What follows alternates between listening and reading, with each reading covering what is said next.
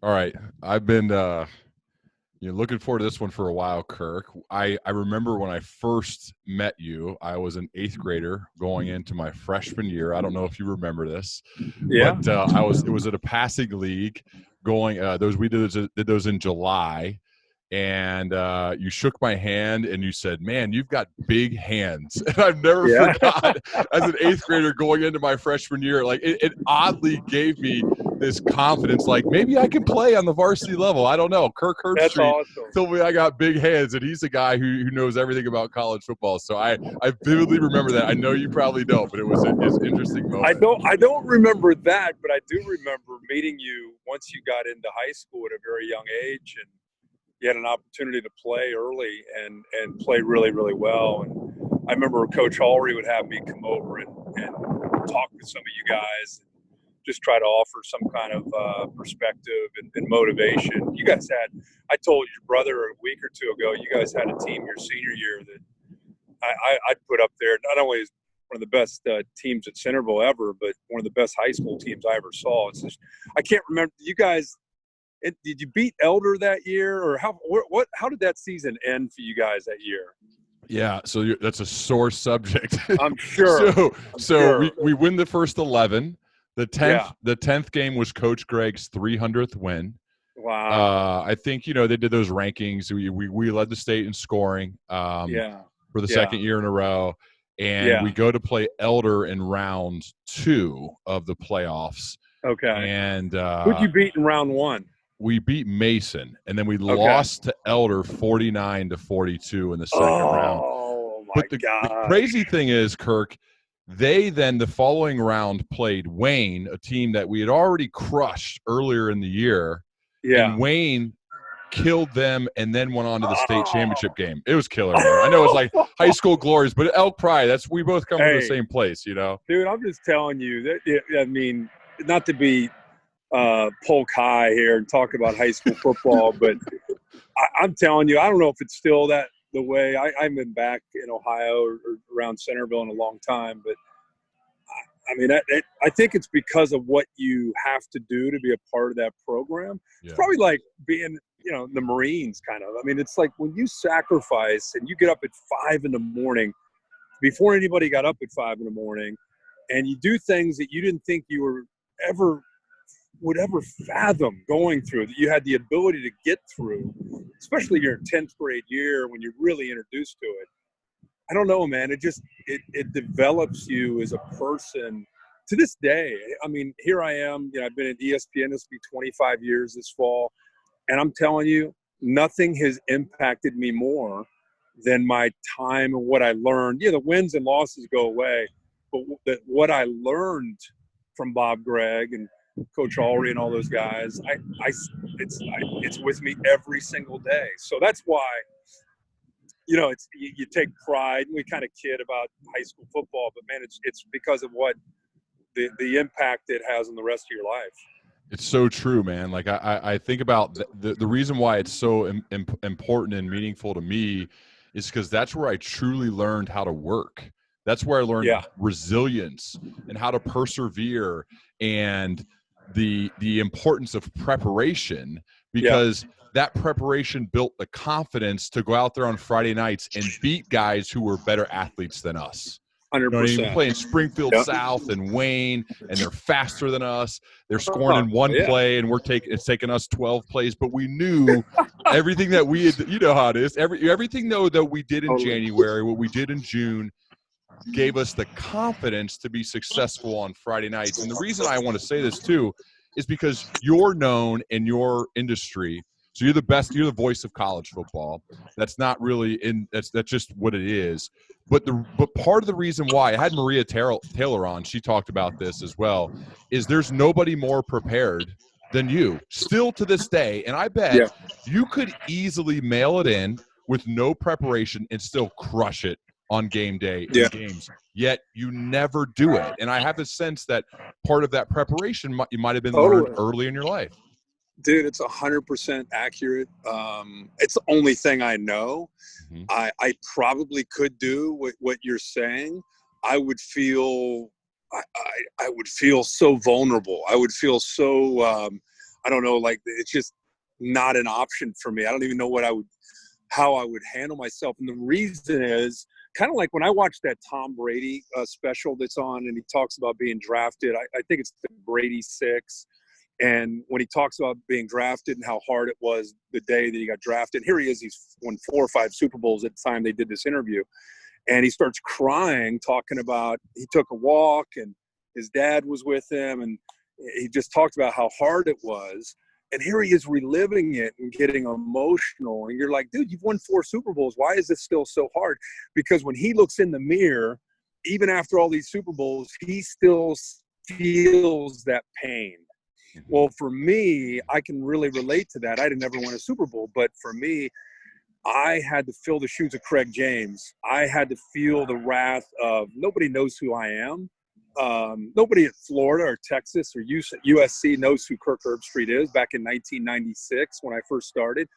So instead of hiding from that, I looked at it like, I'm going to go back to Elk Pride. I'm going to go back. I'm going to be the hardest working analyst on TV. And they may not know my name back in 1995 or 96, but they're going to say, man, that guy seems to know what he's talking about. And so that became my calling card, really. Was now, of course, I've built a name after 25 years, but when I was first starting, I didn't, other than the Big Ten region, I didn't really have that. So I had to earn people's respect. And the only way I knew to do that was through my work ethic and my preparation. And so since that worked so well for me, it's just my way of doing it. And it's the only way I know how. What does that look like? Like, what is your prep? I'd be fascinated by you do the games on Saturday nights, you do game day on Saturday mornings, but what's like Sunday and Monday and Tuesday? Because you can sense that you've built some incredible relationships, and I would venture to guess that a big part of your prep is that you've built true friendships with Brent Venables or Ryan Day and these guys. And so they trust you and they'll tell you some things that you can't repeat all those things, but you get some great background information. You have great knowledge because you've gone directly to the sources themselves. But what's a week like of preparation leading up to game day and then actually doing the games on Saturday nights? Yeah, you're exactly right. The relationships, I've never in 25 years burned any assistant coach or head coach. I never will. That's a lifeline to me, because it's one thing to read an article, but it's like, if you read an article, you're not necessarily always getting what's truth. From being a player, the SID they're going to spin things a certain way. But for you to really get information, you got to go to those sources, to the coordinators especially. And so, Saturday night I'll get done with the game. Sunday for me is kind of like I need to catch up and almost recover from the week. So then Monday morning is when I really start cranking, and I'll just kind of deal with. I've got 2 different avenues. I've got game day and a game day producer that will be reaching out to me on Monday. And then I've got the game side where I got a producer who'll be reaching out to me for the game that I'm calling. And right away, I kind of after this many years, kind of know my Monday, know my Tuesday, know my Wednesday, travel on Thursday. You get on site. If you're doing a game, you get a chance to sit down with the coordinators. And I always try to get them as much as I can one-on-one, because the more people that are around you, the more they're protected and the more they really won't divulge what's really on their mind. They're a little bit safer. So I'm telling you, by the time I go on the air Saturday on College Game Day, the amount of prep that I've done, I in my mind, I feel I'm the most prepared person covering the sport every single week when I do game day. And the same when I go into a booth, when I call a game on Saturday night.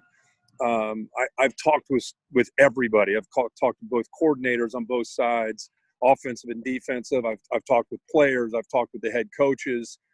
And now it's, now we just got to let it play and see how it goes and just react to it. But yeah, that's it's something like a guy like you and me, it's amazing. They pay you to do it. And I'm not complaining about how much work it is, but if I'm awake, I'm pretty much, either with my kids, my wife, or I'm preparing for the upcoming games of the weekend.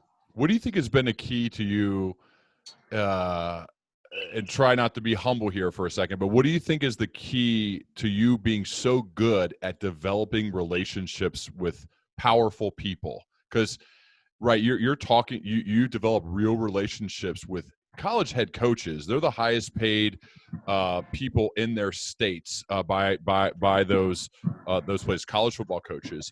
And I've seen you interact with some of them. We've been on the Buckeye cruise together. I've seen how you interact, and obviously just very likable and kind and giving and thoughtful, all of that. But I'm curious how these guys are on a different level. The Nick Sabans of the world, the Urban Meyers of the world when he was in it, right? Dabo, where your kids are playing now. What do you think has been part of the key to you building such good relationships with these people? Trust. I think that's the most important thing. I've never, like I said earlier, in my job, you sometimes have to be critical. Mm-hmm. And what I've always said to myself is, if this person that I'm about to talk about, and everything's not always perfect, everything's not always great, sometimes you have to be critical. But I feel like my tone, especially in this era of media where everybody's beating on a desk and yelling and trying to become the story themselves, I don't really try to do that. So if the person, let's say I'm talking about, I don't know, Nick Saban, if I'm going to say something about Alabama that's critical, or Nick Saban, if he were sitting on the desk next to me, he might disagree with what I'm saying, but he's not going to be offended by what I'm saying. And I think that's always been the way I've just conducted business.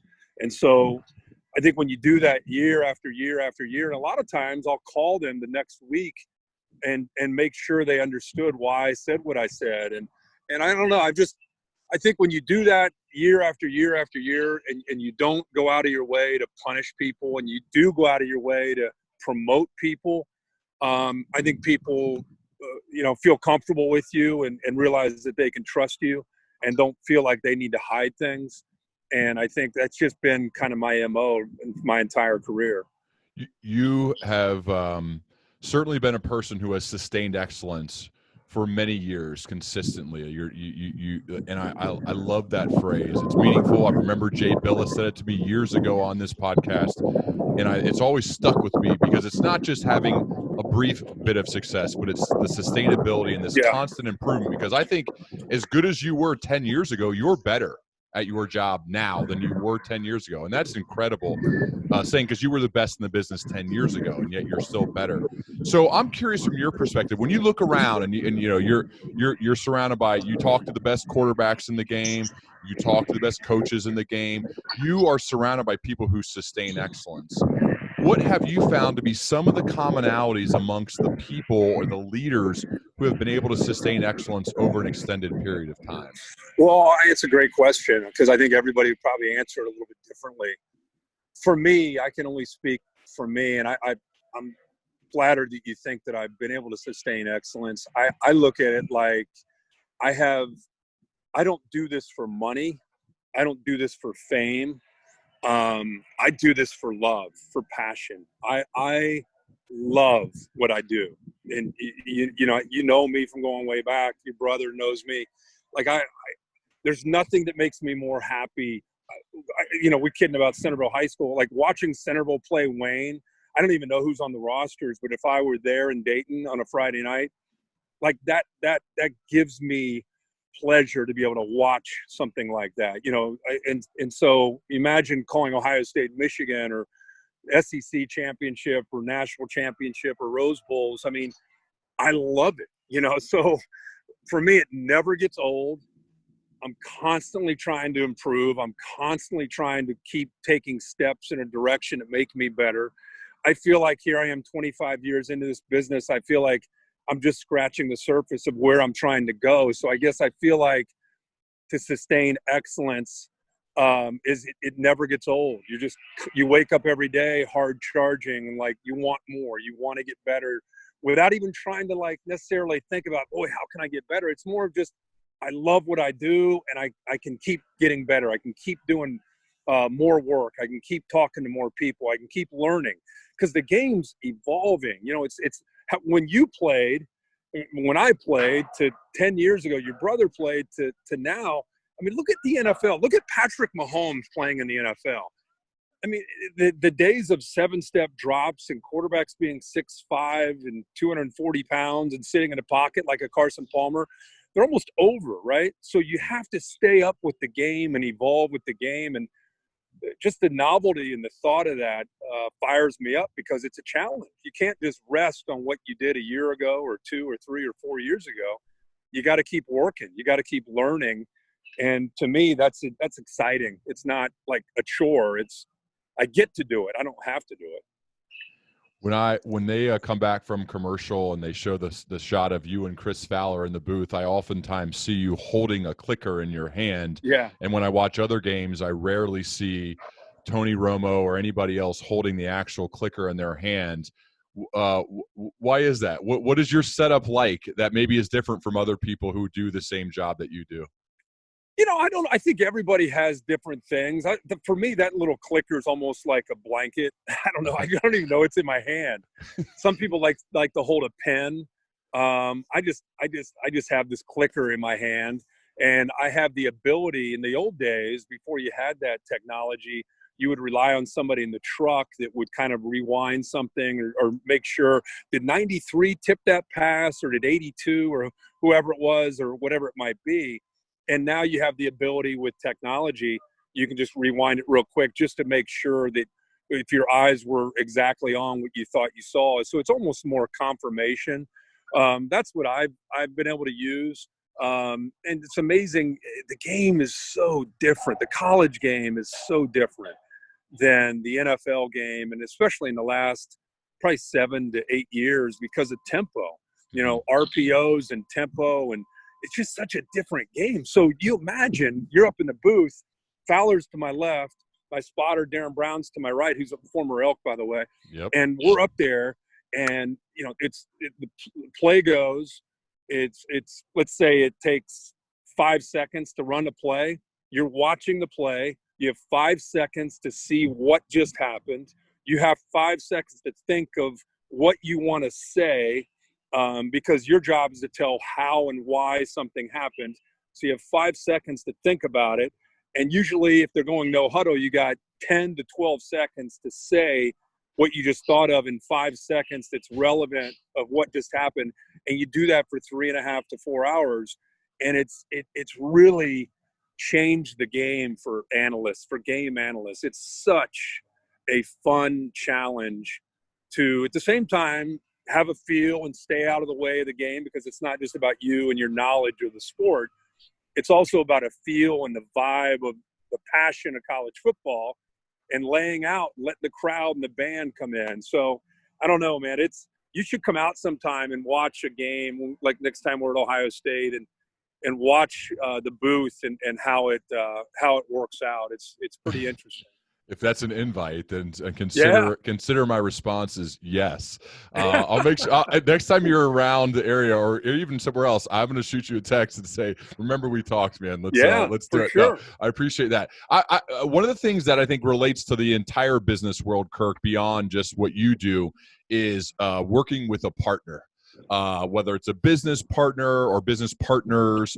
In your case, you have Chris Fowler there, who's on TV. But in addition to Chris, who, by the way, is one of my favorites. I love him at Wimbledon. I mean, he's great at everything. Yeah. Like, he's fantastic at just his job.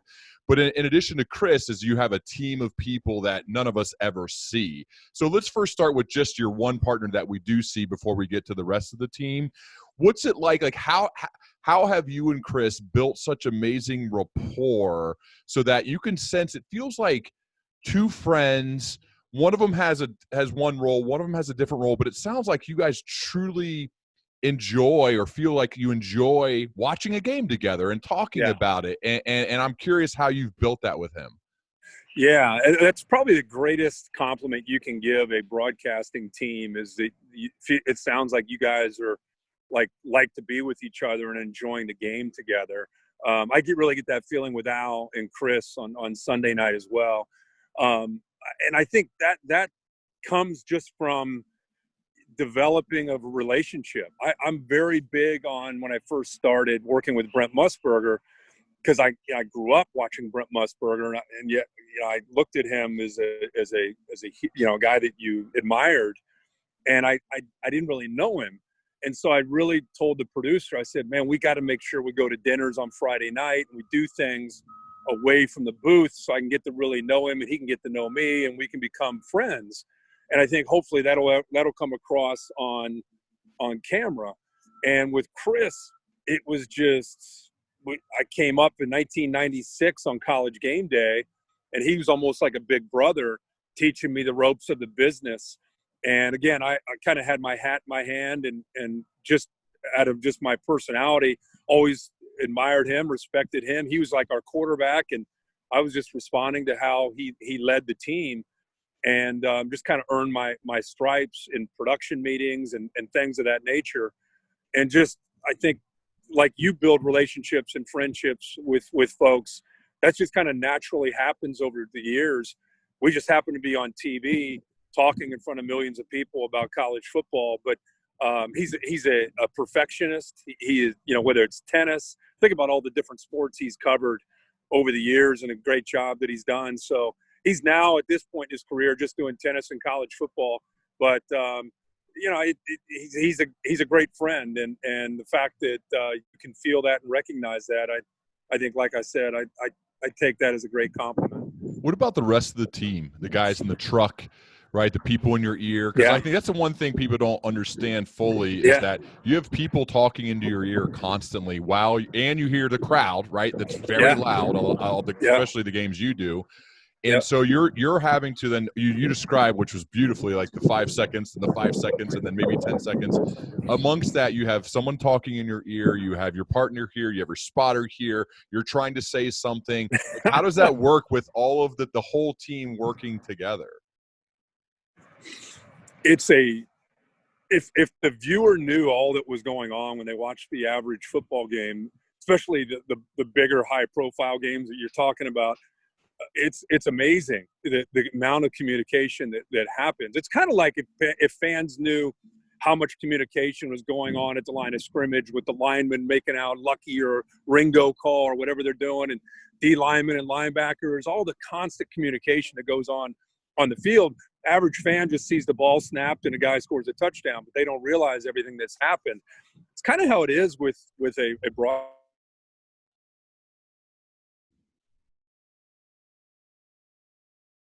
button.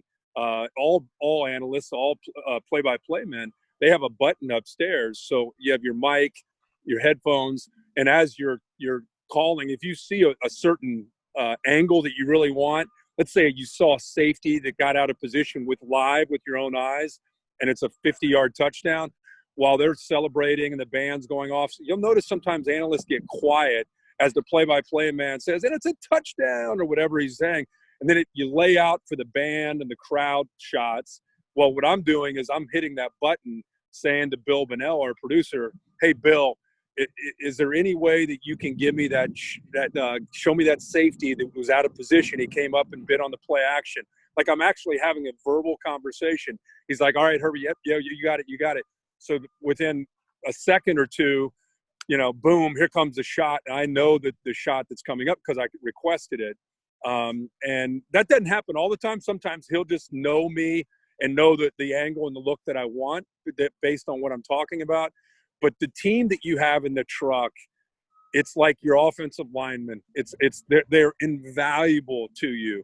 The guys that are upstairs in the booth with you, you have spotters and statisticians. And I have Bear down in the truck who is really good with, hey, the last 4 third downs, they've been at, or the last 4 or 5 third downs, they've been at 3rd and 8 or more, and they've converted every one of them. Like he has bizarre numbers or things that you'll trust him and say, as soon as he says it, I say it instantly on the air. So yeah, those guys are invaluable and a big part of what makes a production what it is.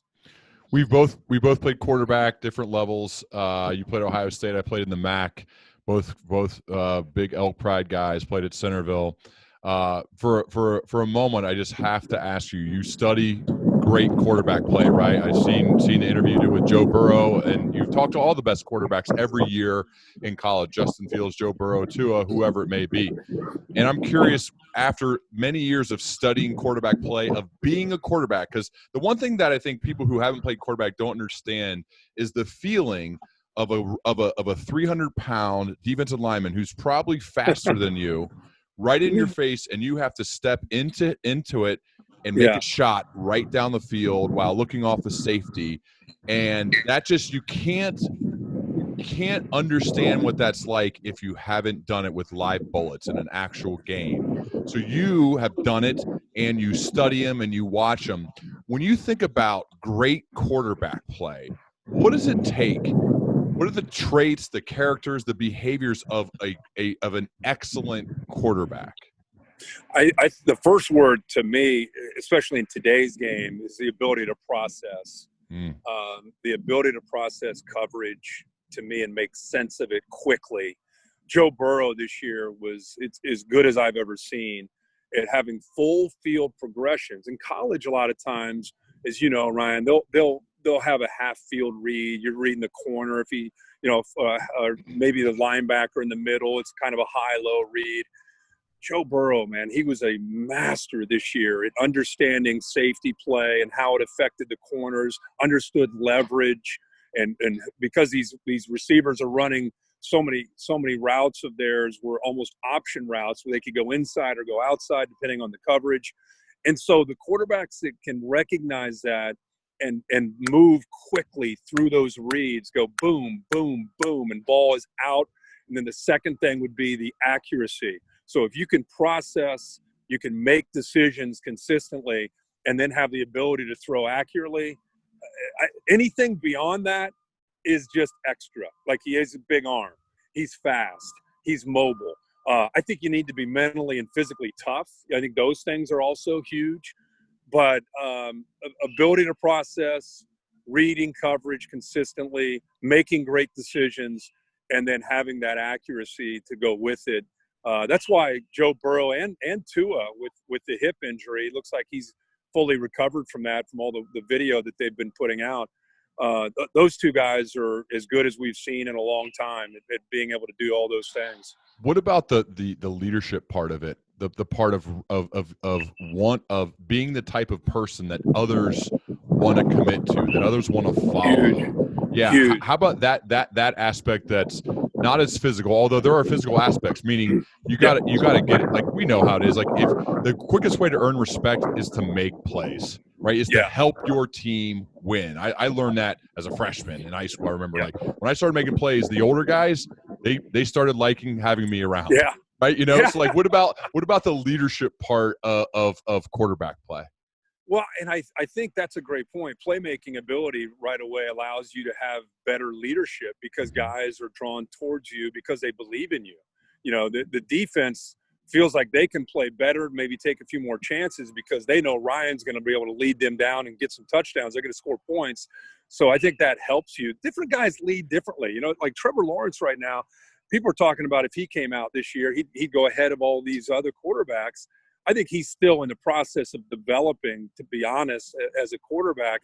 But he's a very different kind of leader. He's naturally kind of an introverted guy. So I think when he first burst onto the scene, he beat Kelly Bryant out at about week 5, who was an established returning starter, and Christian Wilkins, who was like the alpha of the team. This is a team that went on to do great things, win a national title. Christian Wilkins took him out to lunch, put his arm around him and said, "Hey, you're our guy, man. We believe in you." And Trevor was very quiet, let other guys lead. And yet he was very successful, led them to a national championship that year. And his second year last year, came out of his shell a little bit more, was opening up. And so I think you can do it differently. You don't have to be a guy that's like Tom Brady. You don't have to. It's great if you are. But to me, at the end of the day, you've been in locker rooms. It's very hard to think of successful quarterbacks that in that locker room, they're not part of the guys. The linemen enjoy them. The skill guys enjoy them. The defensive guys enjoy them. The team trainer enjoys them. The assistant coaches enjoy being around them. they sit down at a training table, and people are drawn towards them because of that personality. That typically is the kind of guy that ends up becoming a great quarterback. Is it possible to not have some of those traits and still be good? Yeah, because at the end of the day, you just make plays. But I think the guys that go to a whole different level, they draw people towards them, and people want to. They believe in that guy, and they want him to be their leader. Yeah, a high level of like the emotional intelligence aspect of how to understand people, be compassionate, a good listener, care. Yeah, I feel like those are parts of it too.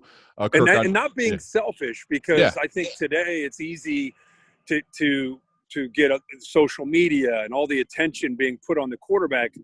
I think the quarterback has to be really aware of how much attention he's receiving and deflect.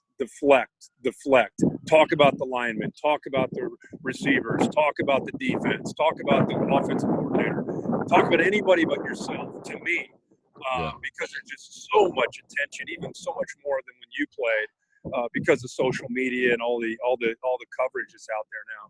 Yeah, it's so true.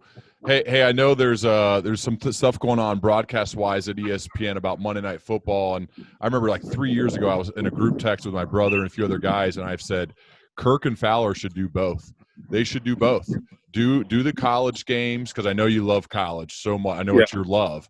And try to then, it'd be crazy schedule, but try to go to the Monday Night Football games too.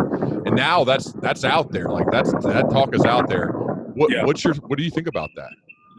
I mean, I've talked with my agent. I mean, obviously we're in extreme circumstances right now with this quarantine, and business is not normal right now, and so it's a little bit different as far as trying to get information or trying to figure out what's happening. Evidently that's in play. I mean, that's something that's being talked about. For me, it would have to be an addition. I told your brother and Pat, it would have to be an addition. I'll never leave college. Like, it's just, I'm not a guy that's wired. It's like, there are a lot of guys in my business, they just want to keep climbing a ladder. One day I'll be in the NFL. I don't really care. I'm a college football guy. I'm more of a high school football guy than I would be an NFL guy. Now, don't get me wrong. I love watching the NFL. I love watching guys that I covered, watching them grow up from being an 18-year-old to a 21, 22-year-old, and now they're in the NFL. I really get a kick out of watching these guys play, and I've covered them all, most of them anyway, at a higher level of college football. And the college game now seems to be leaking more and more into the NFL. We just talked about Mahomes. Think about the Rams. All these teams are running some version of college football. Their offenses, most of them anyway. So I think I could physically do it. I think the prep would be pretty extreme as far as getting ready for something like that. But I think I could pull it off. It'd be game day and Saturday night, and then right after Saturday night's game, you'd have to fly to the Monday night game, and give you all day Sunday and all Monday to really put yourself in a position to be ready to go. But I could do it. But right now, man, I'm 100% locked in on doing what I've been doing and not really changing unless they really, really want that to happen. Yeah, man. Well, I personally love to see it. But I have one last question. I got to go. You're with your kids. So I'm really appreciative, but I'm curious for if you can remember what it was like right after you were a fresh, newly graduated from Ohio State, and let's say there's a 23-year-old who recently graduated from Ohio State, and they said, Kirk, I want to leave a positive contribution on the world. I want to leave my mark. I want to do good things to help other people, and I think that's obviously what you do. What's like general basic life advice for that 23-year-old who was asking you, what can I do in order to do good things in the world, whether it's in broadcasting or not? I'm curious what you'd say to them. Well, there's so many options out there to just help people, to just have an awareness of wanting to be able to contribute to society in some positive way. You get to be my age, you realize that, when I was 23 years old, I was hard charging and just worried about what am I going to do with my life? How am I going to pay my mortgage? How am I going to, take care of my family? That's a big motivation for a lot of people. and it should be.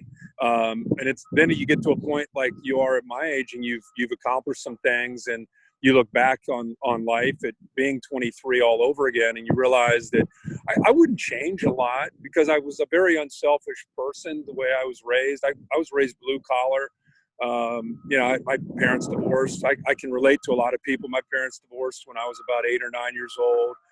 Went through a lot of stuff, on a personal side with my family just growing up, and it made me really appreciate just never feeling like I was more important than anybody else.